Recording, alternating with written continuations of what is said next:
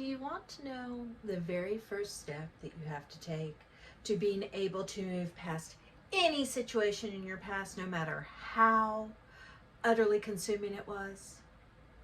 Stick around. Let's talk about that.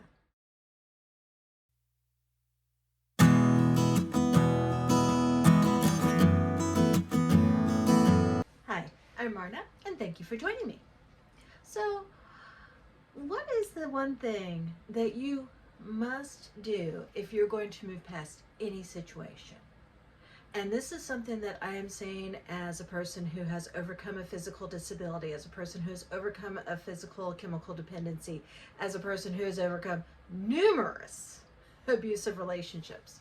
What is it that you have to do to keep these traumatic events from your past from holding you back? What do you have to do so that you can move forward into the life that you're trying to manifest? It's actually a really, really simple thing, and you've probably heard it mentioned before. You have to let go. You have to detach from that past. And there are tons of videos out there about the how of letting go. In fact, I'll link one at the end of this video that I've done so you can get an idea of the how involved. But what I wanted to talk about today wasn't the how. I want to talk about the why. Because quite often in our lives, we have a tendency to hold on to old pain, old grudges, things from our past. Now, why do we do this? There's a number of reasons, but what most of them boil down to is the past is what is known. It is what is familiar, and we hold on to that like Linus and his little blue comfort blanket because we know it. We know what to expect from it. We know how to react to it. We know what part of it we can use to our advantage at any given point of time. And I've been guilty of this too.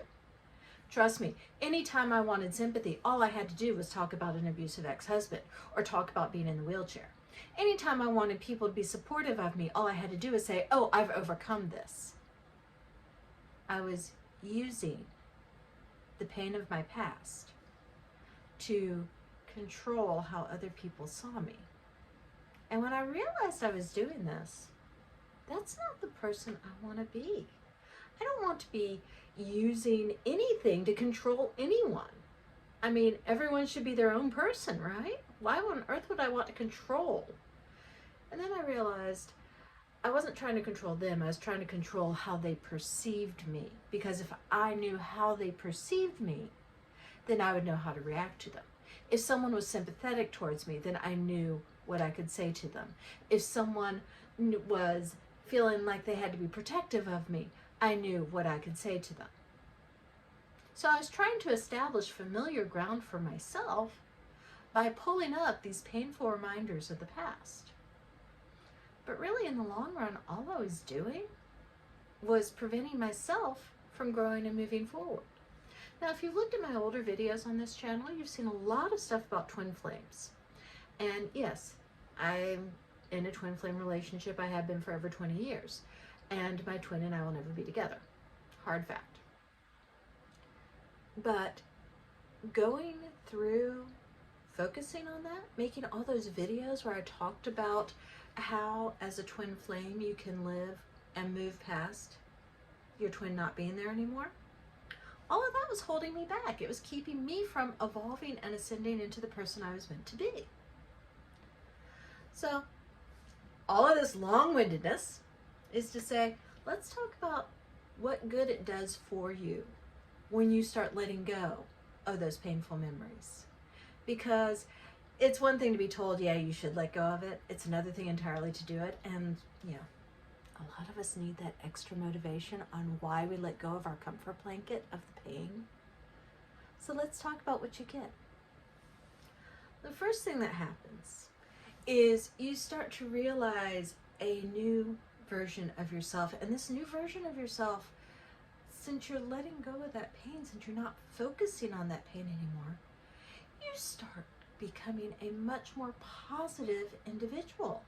Now, I always considered myself a realist until I started letting go of the pain, and then I realized how negative my life had become.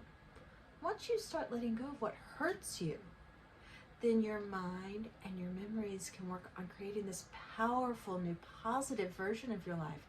And once that positivity is what's surrounding you instead of the pain, things improve in ways you never expected.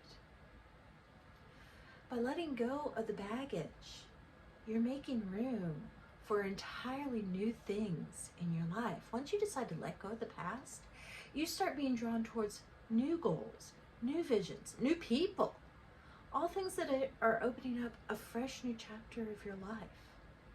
New chapter, it may be a whole new book for you. As you let go of your entrenched reactions, you start handling new obstacles with a form of grace.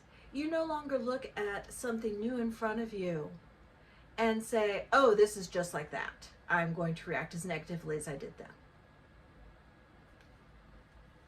Letting go of the past and letting go of the negativity of the past is a learned skill. And the more you utilize that learned skill, the easier it becomes to just push all of it into the back. Now, I'm not saying you shouldn't do your shadow work. You definitely should. But once you've done that shadow work, it's time to move on.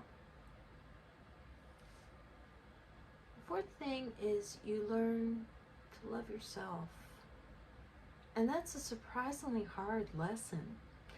I mean, how many of us, and I'm guilty of this too, spent years in bad relationships because even a bad relationship was better than being stuck alone with ourselves.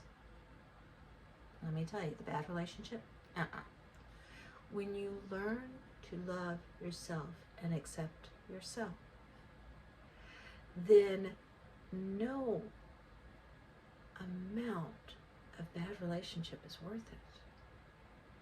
You realize that all of those actions or the absence of actions or the words of another person, those aren't giving you the validation you've been craving this whole time.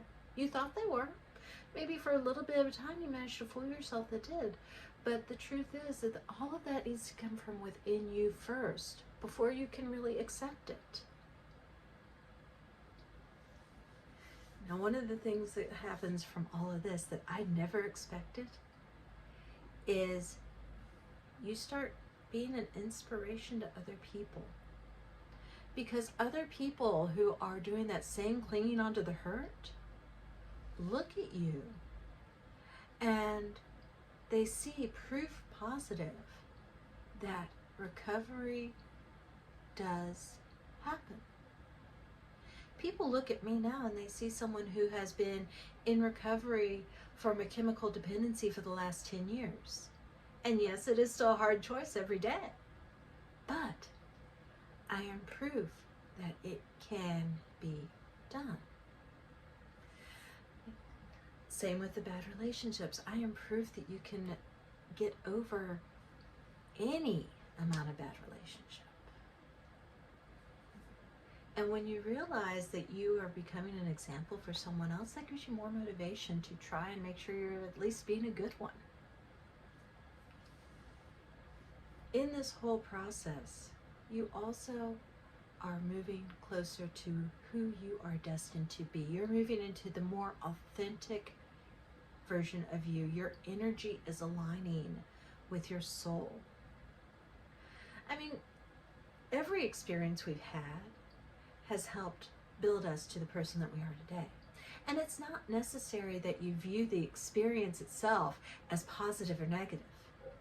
Just understand that the experience was a growth experience.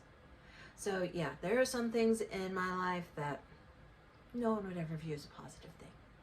But you better believe I learned to grow from the lessons I learned in those experiences. And that, in and of itself, is a good thing.